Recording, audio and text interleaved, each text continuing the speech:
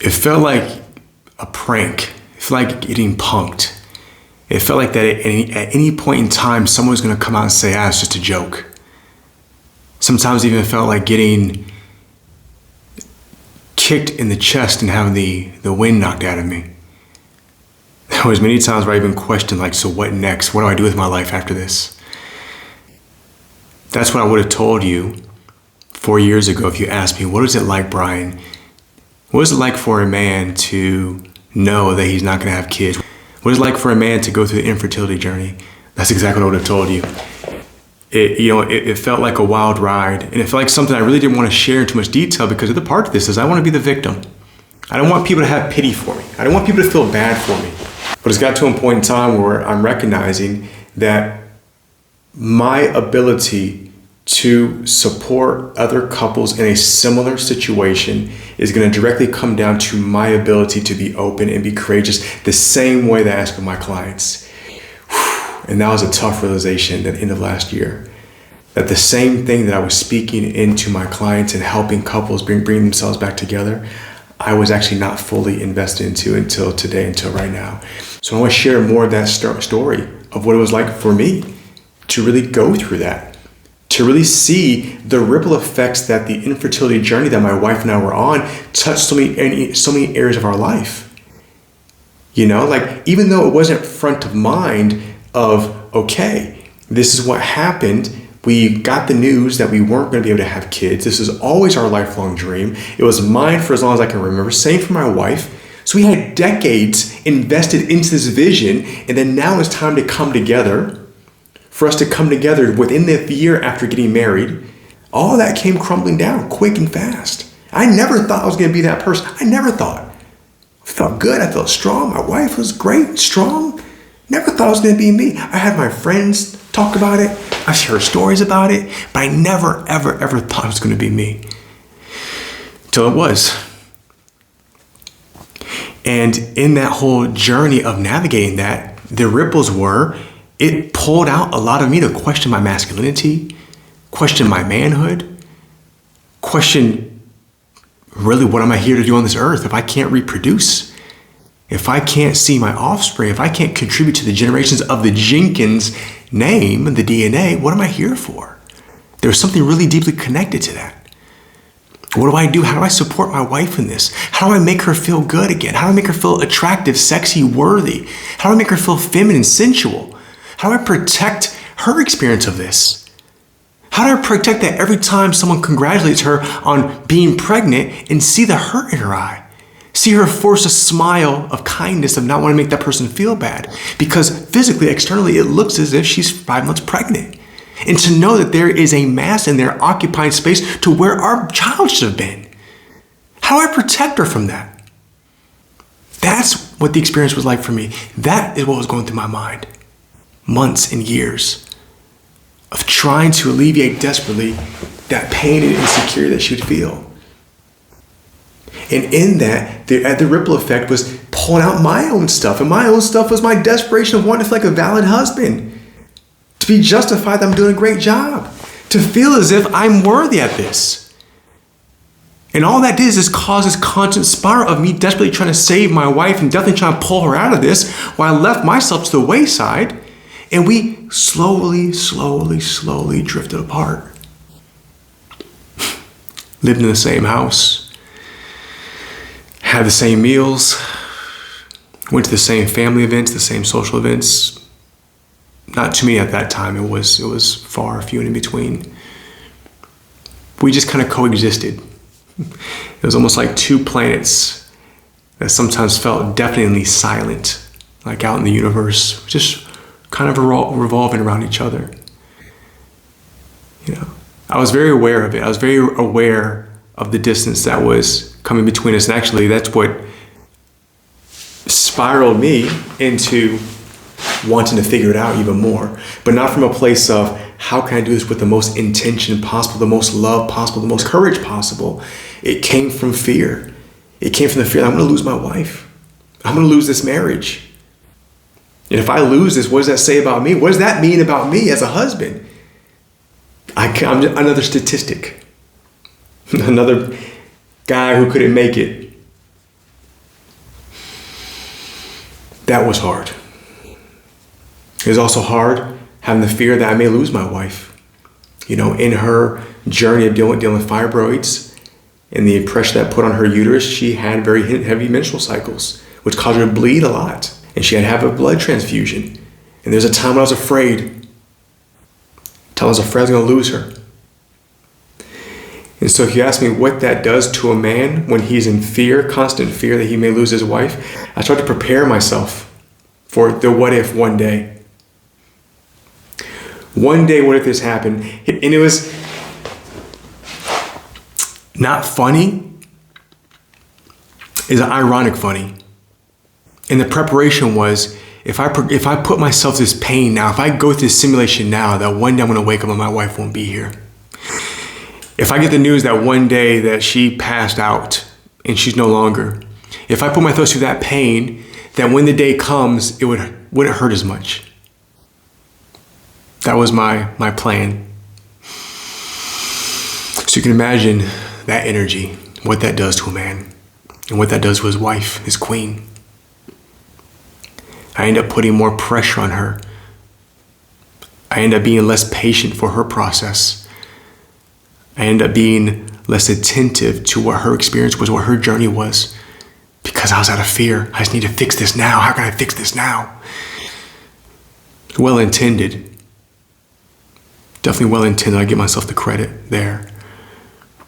But ultimately, that also caused more divide. And on the back of that, of being able to recognize that something had to shift, because I didn't have the blueprints of what a successful marriage could look like or should look like. I didn't have that. And this is no knock on my parents. They did the best they could. It just really wasn't their forte. They were doing the best that they could from what their parents gave them.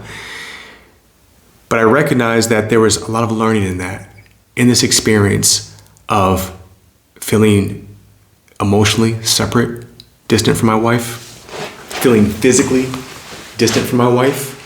We went from having a very active, intimate sex life to one that would go months without any kind of intimacy. Do you know what that does to a man? Especially a man who feels he's at his strongest. He has the most vitality that he's ever had his entire life. But being able to look at this situation like an opportunity and say, okay, where can I learn more about myself? Where can I harness, cultivate, and nurture more of that love within myself? This love that right now my queen, my goddess is not available to give to me right now. Because also I knew very clearly it wasn't her fault. She didn't ask for this. She did not ask for this. Neither one of us did. And yet here we are both trying to navigate this the best way we can. Oftentimes unsuccessfully. Oftentimes projecting and pushing our fears on each other. Oftentimes breaking each other down because all we were was hurt inside and we didn't know how to navigate it. So in that physical absence, the absence of physical connectivity, I had the beautiful opportunity to understand how to move that energy within myself, that deep, vibrant, alive sexual energy. I got to understand how to tap into my own emotions, how to really soothe my own emotions, how to give myself the love that I desperately want to feel for my wife in a time where she was not in a position to give it to me the way I wanted it, the way I needed it, how I wanted it, and when I wanted it. And that's what the gift, that's the opportunity that this experience gave to me. And in that, we both got to take more ownership, more responsibility of our emotions. We sought support individually and collectively. We both went on different retreats. We both sought different resources. We both looked into how we can change our health, how to naturally heal my wife's body, so that way maybe possibly someday we would be able to have kids, our own kids. And also in that journey, we have learned to really allow ourselves to create a different vision of what our marriage is going to look like. I think that's probably the hardest part. I speak for myself. That was the hardest part of allowing the vision that I had of being a father. The vision I had, I played this out. I fantasized about this for decades, of how I play with them, how we spend time together, how I discipline them, how I may be the good cop when my wife was a bad cop, where the place we go, the questions they'd ask. I fantasize about the times that they may have more energy than me, I fantasized about how I was going to be the father, the dad that came home exhausted from work, but still have the energy, the reserve to give my kids the energy and time that they deserved. I fantasized about all that. And so do you know how hard it was to let that go? Do you know how hard it was to give that vision a beautiful, respectable, honorable death? Not one of violence, but just saying it has served me, it supported me, but right now I need to allow this to die away so that way myself and my wife can both have a chance of coming back together again. Because if we both are clinging to this vision that cannot be, it's no longer a possibility, what does that mean for us? What does that mean for us? So it took us the courage and the love and the determination and the willingness to practice to step back in, first within ourselves and then for each other, to be able to create a new vision that's equally as beautiful. One where we get to rewrite this. One where we get to reimagine what does our intimacy look like? What does the dynamic of our marriage look like? What does our social life look like now? Her body has changed. My body has changed. Our energies have changed. Everything about it has changed. And yet we're still trying to operate from the previous paradigm that no longer exists, or at least in the ways that was existing, it doesn't support us right now. And this is exactly where we're at today. And so I get it. I get it where you may be right now trying to figure out what is going on. And it may not necessarily be on the back of infertility challenges. Any kind of disruption that comes and knocks us off kilter, sometimes it can be very challenging to come back together. There's so much hurt in there. And oftentimes we end up making our partner the enemy. We make them the bad girl or the bad boy, when it's not the case. They are equally as innocent as you are in trying to figure this out. And so when you both allow yourselves to give each other the grace, the patience, and the space to be able to go through a process individually while simultaneously at the same time, that's when you have a chance to cultivate a new vision. Nothing that's less than. And that's another thing I had to be very, very cautious of and aware for myself, is to not to see that this new vision of myself as a man and as a husband and in this marriage, that this new vision isn't less than the previous vision with kids. Maybe even more so, more beautiful. Why? Because this was intentionally crafted by me and my wife.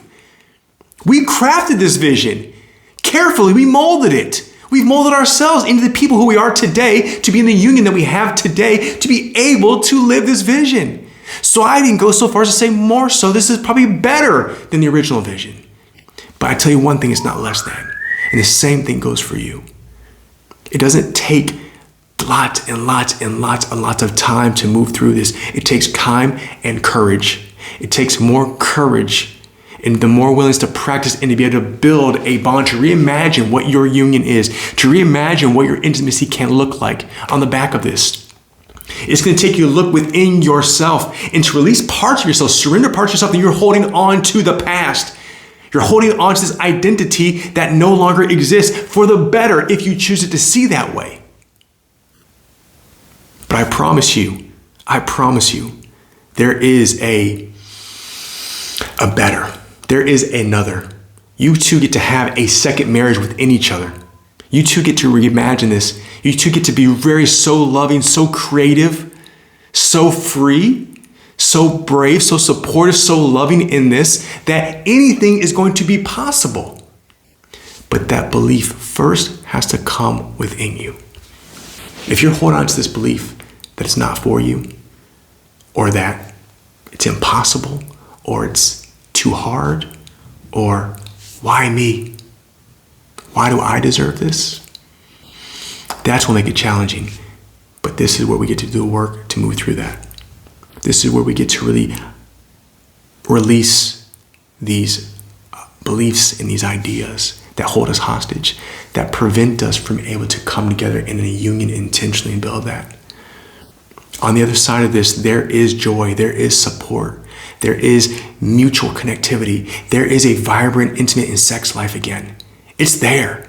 It's the question is are you willing to actually break down your paradigm and move into that? Are you willing to allow yourself to be supported and come into that?